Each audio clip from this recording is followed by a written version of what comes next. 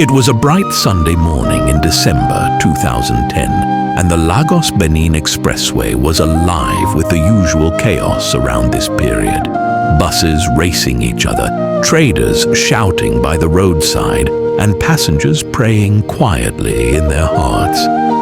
Among the many vehicles speeding that morning was a white commercial bus driven by Mr. Raymond, a 47-year-old father of 3 from Benin City.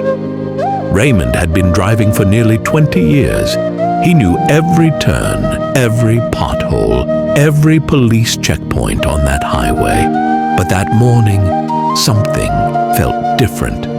He was unusually thirsty, and his eyes burned with tiredness.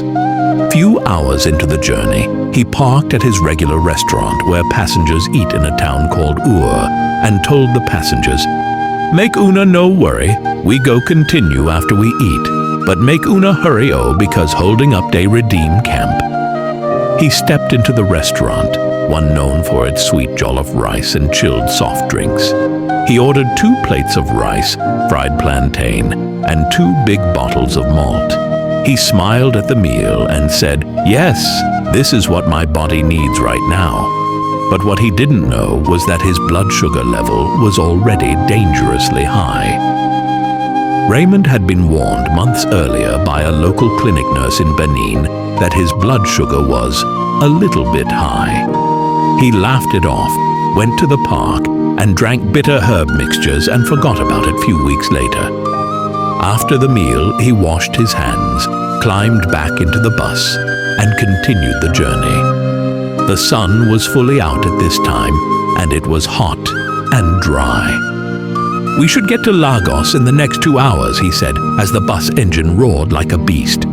But just a few minutes away from Ur, Raymond began to feel strange. His vision blurred. His hands trembled on the steering. The laughter of the passengers sounded far away. He tried to open his mouth to speak, but his tongue felt heavy. Then suddenly, he blacked out. The bus veered off its lane at full speed. Passengers screamed. One man shouted, "Driver! Driver, watch out!" But Raymond was gone. Unconscious, his foot pressing hard on the accelerator.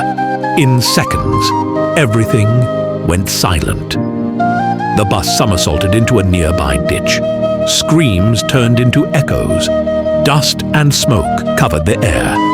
When emergency responders arrived almost 30 minutes later, everyone in the bus was dead, except Raymond. He was unconscious, bleeding, and trapped under the crushed steering. They rushed him to the hospital in Ondo, where doctors battled for hours to save him. His right leg was too damaged to be repaired. They had no choice but to amputate.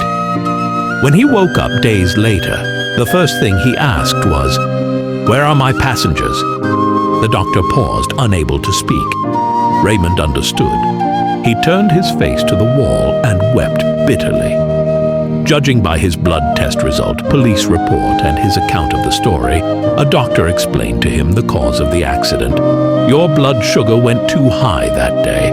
The sweet drinks and rice you ate at Ur triggered your blood sugar to spike, which caused your body to lose control, and you fainted behind the wheel." He now has a better knowledge about diabetes and how best to manage it. But the guilt of that day never left him.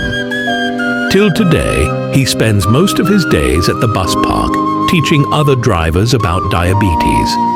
Whenever he sees them drinking malt or soda before or after a long drive, he warns them, "Na small sugar cause this my big sorrow, oh. Check yourself before it's too late, oh."